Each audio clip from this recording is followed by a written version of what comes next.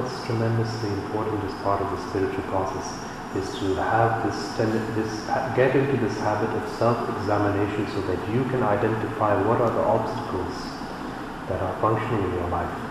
And we've talked about this many times before, that depending on the kind of inner changes that you're going through as part of the process, different things will be more or less needed for you.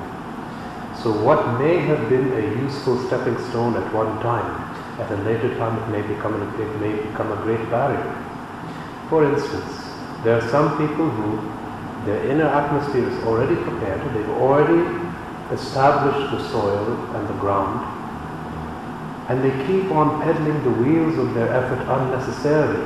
For somebody in such a situation, for him what's needed is to drop his effort, because the inner atmosphere is prepared, and now what's needed is an element which is of a totally different quality. What's needed is an element of relaxation, an element of receptivity, and an element of complete letting go. For somebody in that situation, the effort now becomes a hindrance.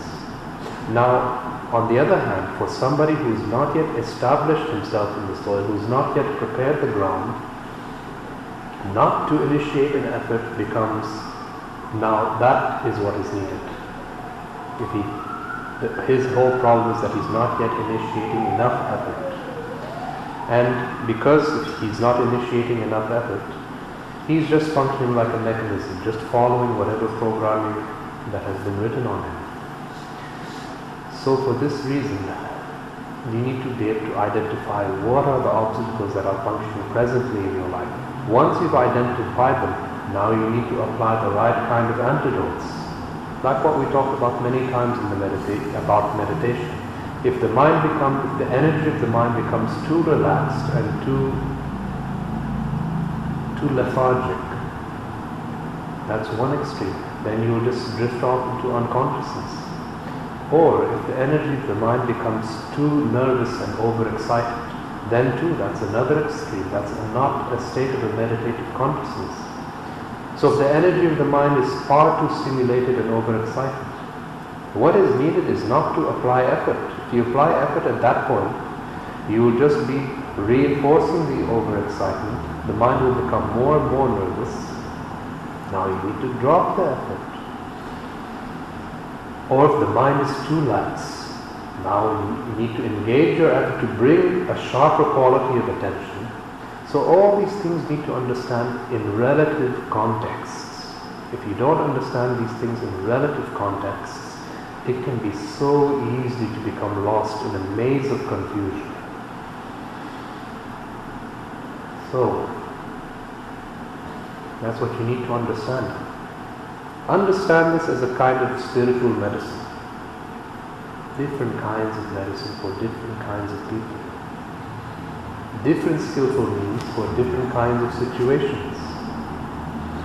So there are methods, for example, if a person has an overwhelming fear of death, the antidote may be to contemplate on death, visualizing rotting corpses, rotting in the ground, or visualizing various different kinds of scenes of death in your imagination. That can be used as one kind of antidote. Or if you find in your meditation your mind is a little bit too lax, remember we talked about different kinds of antidotes and different types of visualizations that can be applied for this. So similarly, like this, there can be different kinds of subject matter to contemplate on, which can induce various different qualities within you. And this can be used, like I said, as a kind of medicine to help cut through certain kinds of obstacles. So with this category of methods, we are not dealing with what is technically called meditation or dhyana in the yogic sciences. We're dealing more with those methods which deal with contemplation.